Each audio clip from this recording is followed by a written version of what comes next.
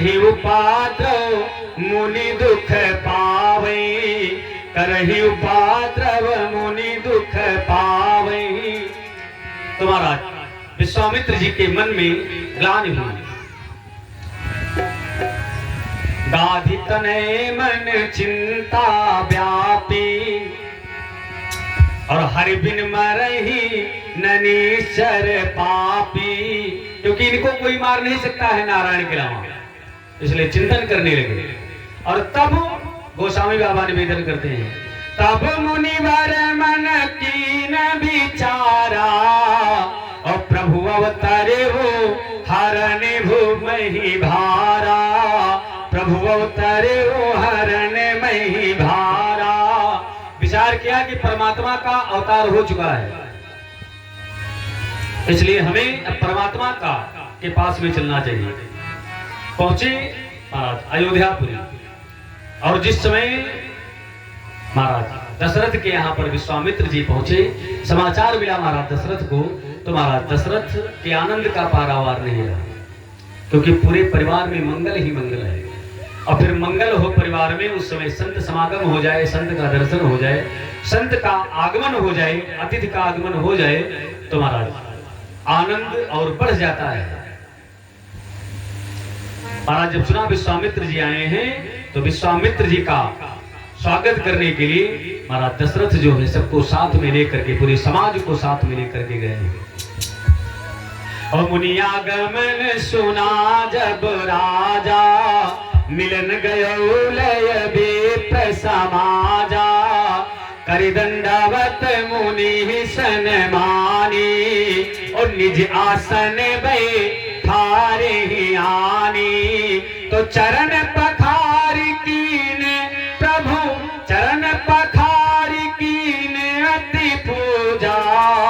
और मौसम धन्य आज नहीं दूजा, मौसम धन्य आज नहीं दूजा।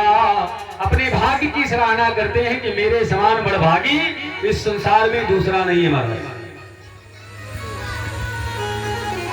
क्योंकि मुनि विश्वामित्र का आगमन हुआ है, और संत की सेवा करने का अवसर प्राप्त हो जाए महाराज, इससे बड़ा सौभाग्य की बात नहीं है।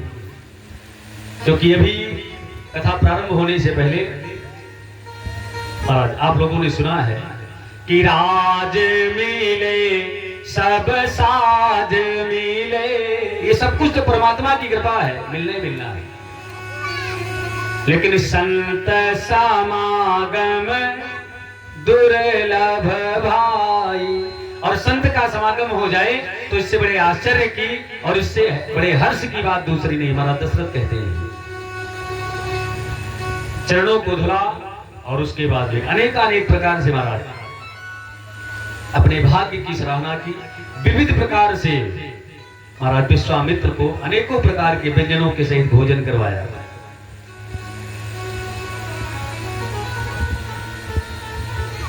और भोजन करवाने के पश्चात में जब महाराज विश्वामित्र संतुष्ट हो गए, तो लाकर के अपने चारों कुमारों को, राम लक्ष्मण भरत शत्रुघ्न, चारों कुमारों को बुलाया और मुनिवर को प्रणाम करवाया। और जैसे ही राम लक्ष्मण को देखा महाराज विश्वामित्र जी ने, तो त्राटक समाधि लग गई।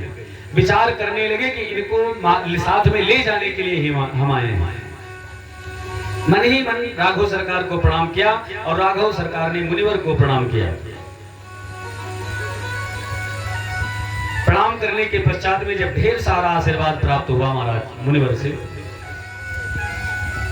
तो महाराज दशरथ हाथ जोड़ करके खड़े हुए और कहने लगे, भगवान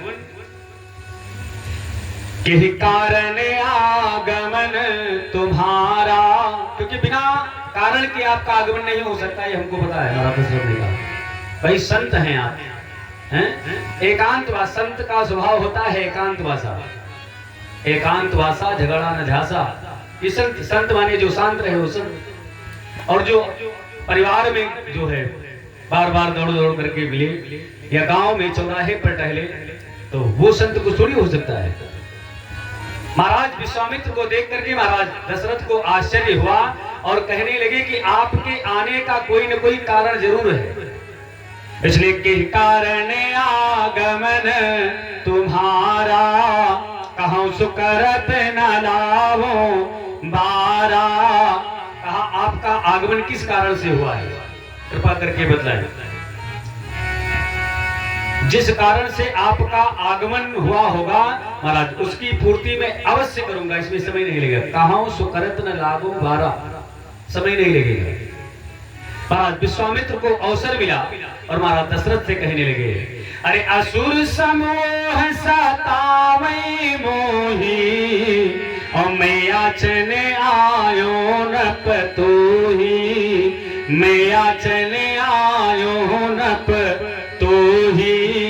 तो कहा असुर जब आपको सता रहे हैं, परेशान कर रहे हैं, तो आप हमारे पास मांगने के लिए क्या आए हैं, कृपा करके। क्योंकि जिसे महाराज विश्वामित्र ने कहा कि याचना के लिए आया हूं, मांगने आया हूं, तो महाराज दशरथ का वही जो है बीपी आजकल कह लीजिए बढ़ने लगा,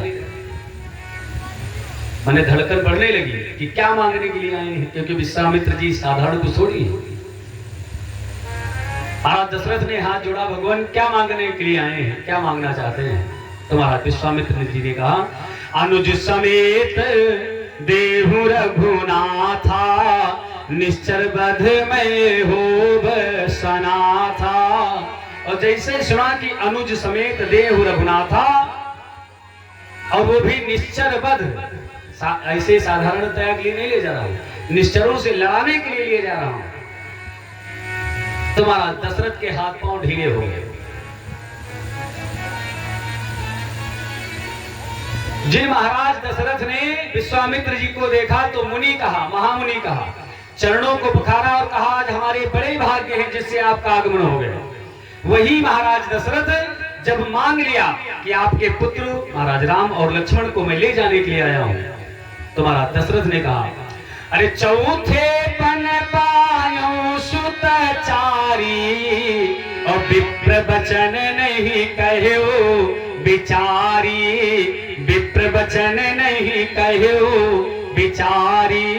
अरे जो महाराज महामुनि थे, मुनि थे, महाराज थे, वो एकदम से विप्र हो गए, डिमोशन हो गया। क्यों? क्योंकि मांग लिया है। और हमारे यहाँ अयोध्या में कहावत है, मांगन से मरीबो भलो। मांगना नहीं चाहिए, चाहे जितना खास मित्र हो, कभी मांगना नहीं चाहिए किसी से, जहां तक सामर्थ्य हो। क्यों? क्योंकि तो बड़े खास मित्र थे, बड़ा प्रेम था दोनों में आपस में।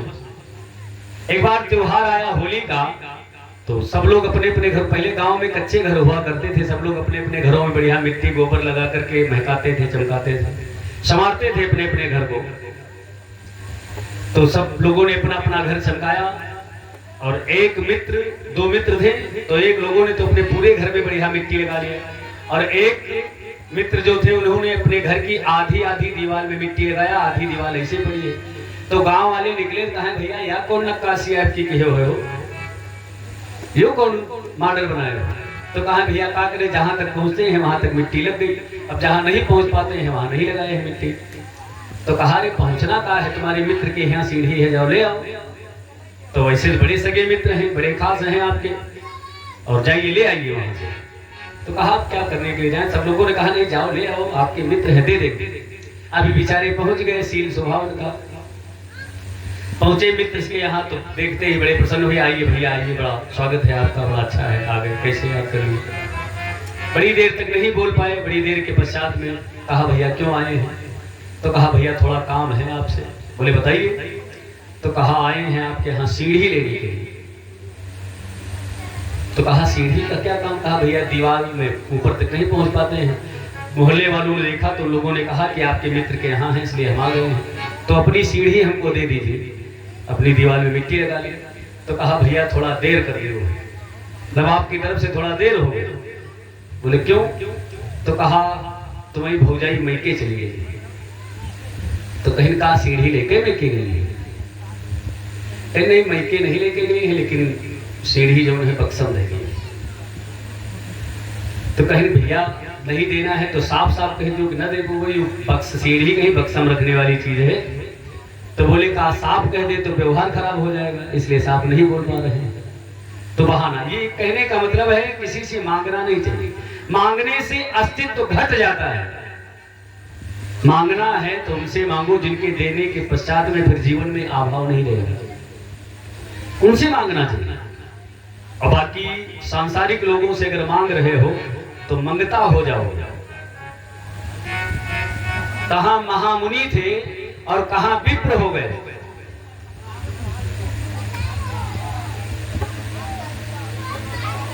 महाराज दशरथ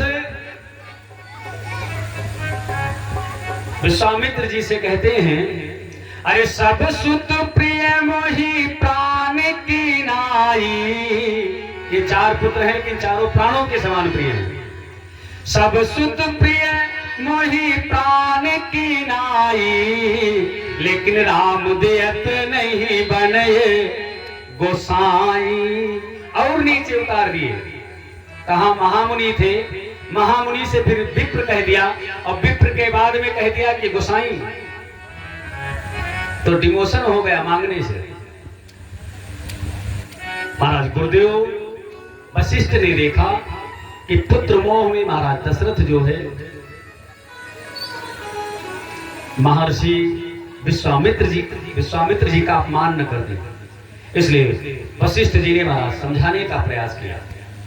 कहा, अरे राजन, आप पुत्र मोह में महामुनि विश्वामित्र जी का जो है अपमान कर रहे हैं। राजन, जिनको आप अपना पुत्र समझ रहे हो साधारण नहीं है, वो लोक कल्याण के लिए आए हैं। और फिर ये संत हैं।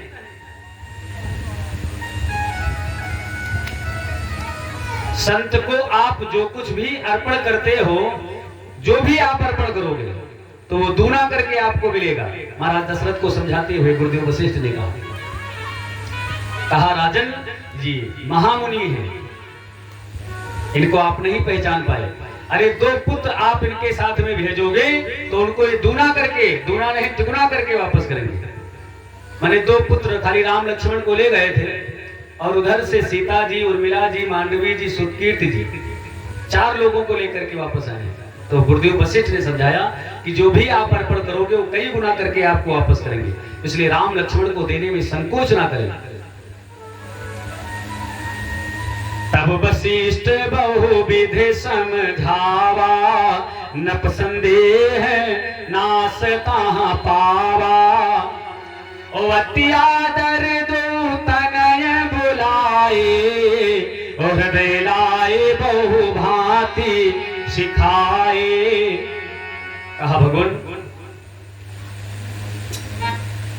मुनि विश्वामित्र से कहने लगे, महाराज दशरथ राम लक्ष्मण को बुला करके हृदय से लगाया और मुनि विश्वामित्र से कहा, गुरुवर आज से आप जो है हमारे इन दोनों पुत्रों के माता और पिता दोनों हैं, इनको आप अपनी सेवा में रखिए।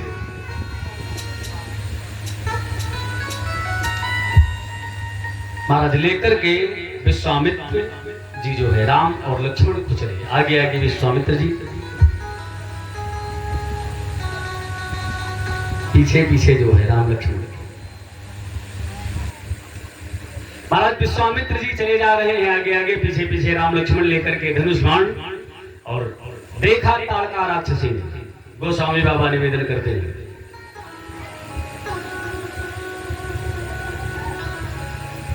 और चले जाते मुनि दीन दिखाई, चले जाते मुनि दीन दिखाई, चले जाते मुनि, ओ चले जाते मुनि दीन दिखाई, चले जाते मुनि दीन दिखाई। सुन ताड़का क्रोध करी धाई, सुन ताड़का क्रोध करी धाई, सुन ताड़का क्रोध करी धाई, सुन ताड़का क्रोध करी धाई।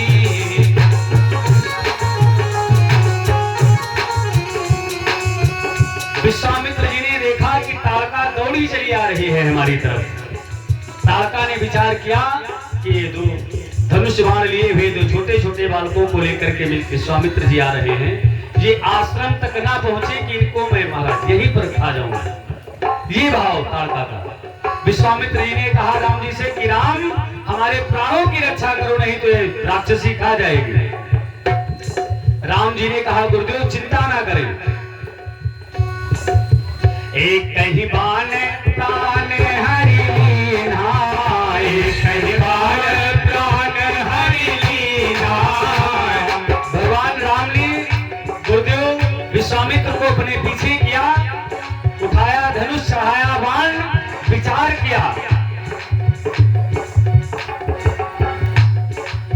किसी भी रघुवंशी को किसी स्त्री पर हाथ उठाना शोभा नहीं देता,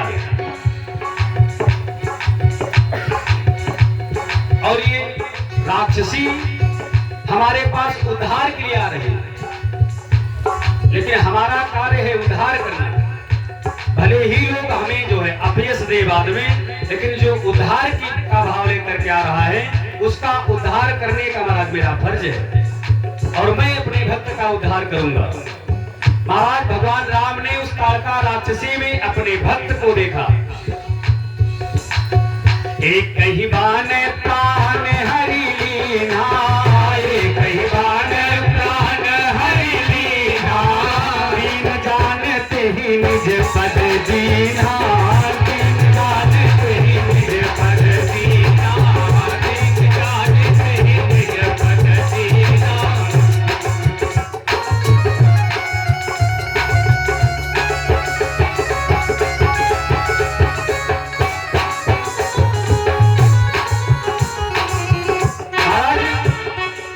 विश्वामित्र जी ने जब देखा परमात्मा के एक ही बाण से ताड़का राक्षसी का उद्धार हो गया है, तो महाराज गोस्वामी बाबा निवेदन करते हैं,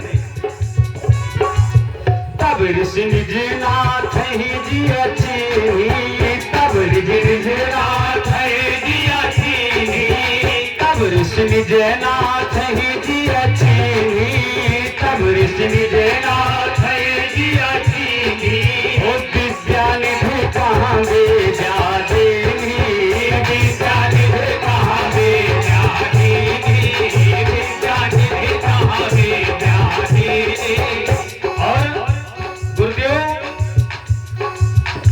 विश्वामित्र ने महाराज भगवान राम को अनेकानेक प्रकार की विद्याएं दी, और एक ऐसा अस्त्र दिया, एक ऐसा मंत्र दिया भगवान राम को, जाते लागना क्षुधा पिपासा, जाते लागना क्षुधा पिपासा।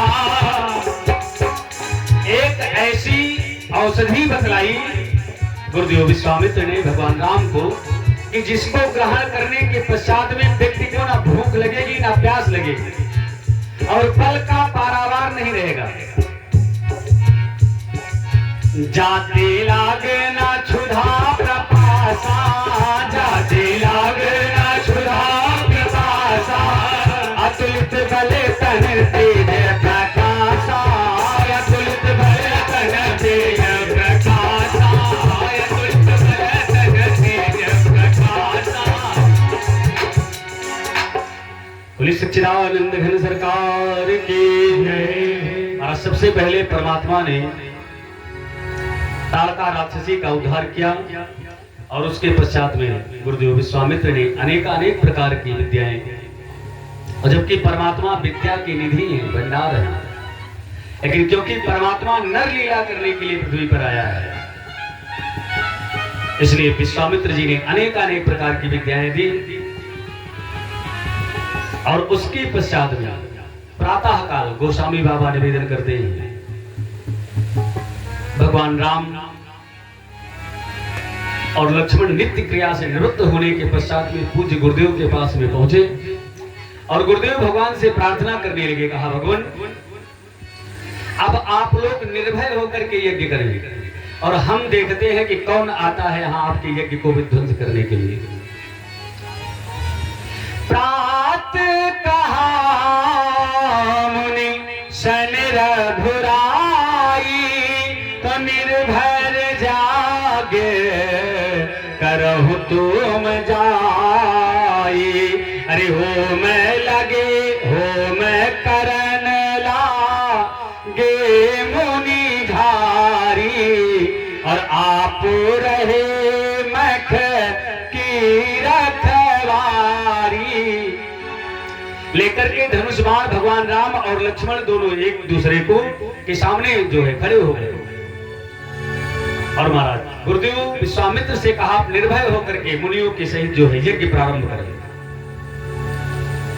और जैसे यज्ञ प्रारंभ हुआ, मंगलाचरण हुआ, सुस्तैन हुआ और अग्नि का प्राकट्य हुआ यज्ञ कुंड में, और वो धुआं जो है आकाश मंडल में गया, और वो ध्वनि वेद मंत्रों की सुबाहु और मारीच इत्यादि ऋषियों ने जब जो है निशाचरों ने सुना, तो महाराज गोस्वामी बाबा निवेदन करते हैं, सुन मारीच निशाचर को ही, सुन मारीच निशाचर को ही, सुन मारीच निशाचर को ही, सुन मारीच निशाचर को ही, लय सहाय धावा मुनि द्रोही, लय सहाय धावा मुनि द्रोही। लेकर के अपने सहायकों को दौड़ा मारीच और सुबाहु। पावक सर सुबाहु पुनि मारा, पावक सर सुबाहु पुनि मारा। लेकर के अपने सहायकों के सहित महाराज मारीच और सुबाहु दौड़े। पावक सर सुबाहु पुनि